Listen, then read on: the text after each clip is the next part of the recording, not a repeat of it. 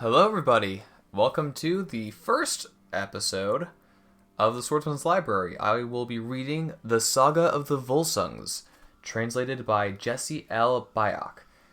And I am very sorry for my neighbor, who decided that today would be the perfect moment to edge his lawn.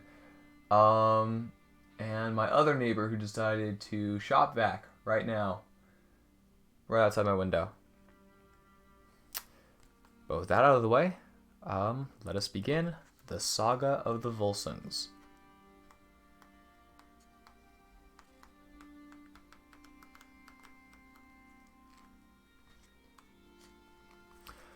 Chapter 1. Odin guides Siggi from the Otherworld. Here we begin by telling of a man who was named Siggi, and it was said that he was the son of Odin. Another man, called Skadi, doubted Siggi's story. He guessed it was more likely to be deception in Siggi's part, and that Siggi had killed the thrall. He gathered men to look for Bredi, and the search finally ended when they found him in a snowdrift. Skadi said that thenceforth the snowdrift should be called Bredi's Drift, and ever since people have done this, calling every large drift by that name. It was thus revealed that Siggi killed the thrall, having committed murder. He was then declared an outlaw, a wolf in hallowed places, and now he could no longer remain. Siggi took raiding with the troops his father had given him before they parted, and he was victorious in the raids. Matters progressed until the end. Siggi was able to seize a kingdom to rule. Next, he obtained a noble match from the boy grew up there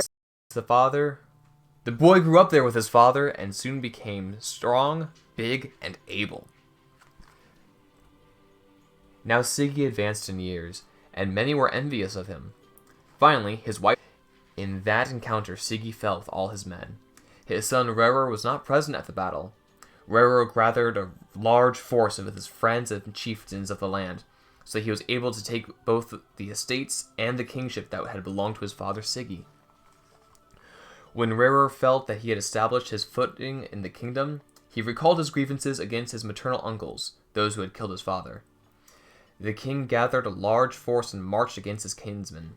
He felt that they had already done him so much harm, he could place little value on their kinship.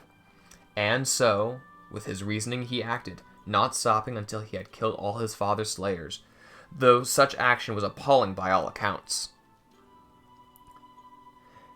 Then Reror took over the land, wealth, and power. He became an even more influential man than his father had been. Now Reror took much booty for himself, as well as the woman he thought most suitable for him. Although they lived together with intimacy for a long time, they had neither heir nor child.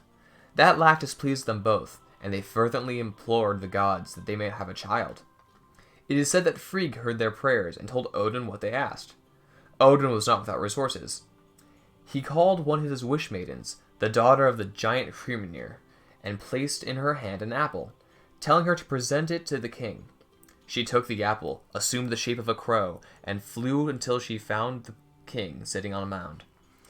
She let the apple fall into the king's lap. He took the apple, suspecting its purpose. Then he came back from the mound to his men. He visited the queen and ate